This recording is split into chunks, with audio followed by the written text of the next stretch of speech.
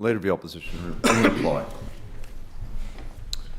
I thank the Minister for her statement. I think all of us in this House are united in our horror of the stain that continues to exist in Australian society, where we have one woman on average every 10 days killed by an intimate partner at the hands of someone who is meant to be a protector of that person, where we see in 45% of hospitalisation of female assault victims, it's a spouse or domestic partner who is the perpetrator. And we see domestic and family violence as the leading reason for seeking help from specialist homelessness services. It is a scourge and it is a stain right across Australian society. Addressing domestic and family violence requires a whole of government and indeed a whole of society obligation. It's not just up to our government and the opposition and governmental structures to address this. The responsibility is on each of us. It's also on men. This is not a women's problem, this is a societal problem. And men have to step up and call out bad behaviour when they see it. Under our government, New South Wales signed up to the National Plan to End Violence Against Women and Children 2022 to 2032. And in doing that, like governments all across Australia, we recognised that you need a holistic approach to tackling this problem. And that starts, I think as the Minister said, with primary prevention, changing the attitudes, the systems, the gender biases that drive violence against women and children.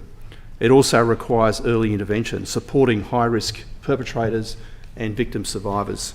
It requires a holistic responses to supporting victim survivors in frontline services with police and the justice system, and it requires recovery and healing.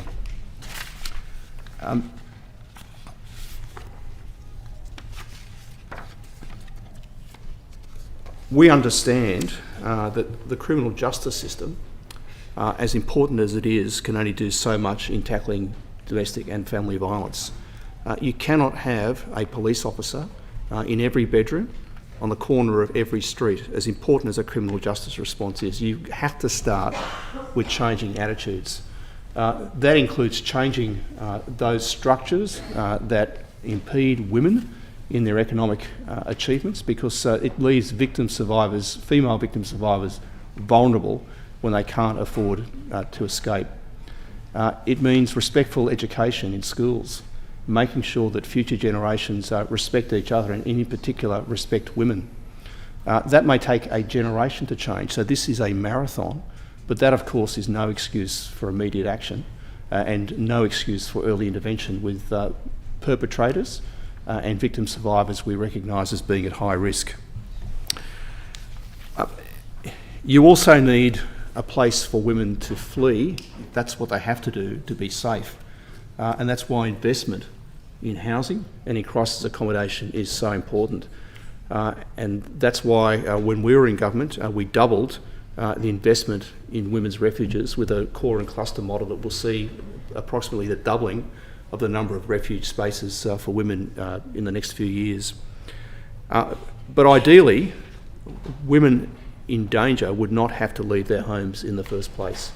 And that's why Staying Home, Leaving Violence is such an important program that we were pleased to expand dramatically, and I'm pleased to see that the government is finishing that expansion so that it will operate right across New South Wales. So that where it is safe to do so, women can stay in their homes with appropriate security and, just as importantly, with appropriate wraparound services. What's the opposition's role in all this? We don't want to be here to bicker or to whinge at the sidelines, because people expect all of us in this sensitive, high-stakes area to be statesmen and stateswomen. But that's not to say that we don't have a job in holding the government to account. So we welcome the funding announcement that has been made, but it is our job as an opposition to make sure that the good intentions that have been announced are implemented, and we will be holding the government to account on that. But we do welcome the announcements, and in particular we welcome the emphasis on primary prevention. Because as I say, the criminal justice system can only go so far. In government, we had a number of significant reforms in this area. We introduced, and with almost unanimous support in this Parliament, if not unanimous support, legislation to criminalise coercive control.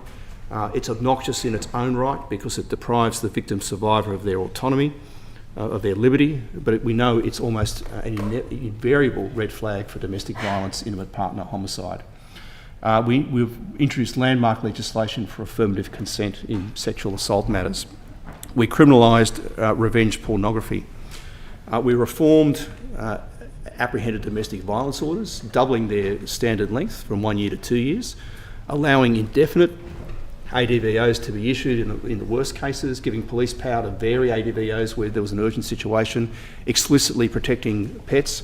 Now, I know that a lot of people will say ADVOs are not worth the paper they're printed on, and we know that there are some dreadful cases where perpetrators have been on ADVOs and yet breach those ADVOs with the ultimate shocking act. But they do reduce the risk of domestic violence.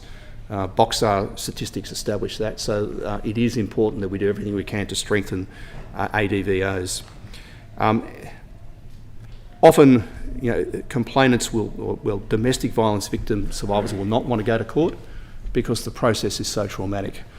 We try to make it less traumatic by banning direct cross-examination by self-represented accused in criminal cases and associated domestic violence cases, having closed courts, having rapid expansion of audio-visual links so that a complainant can give their evidence away from the alleged perpetrator, and allowing the evidence in chief to be in the form of the video evidence from a body-worn video camera from police rather than traumatising the complainant by having to give their evidence all over again.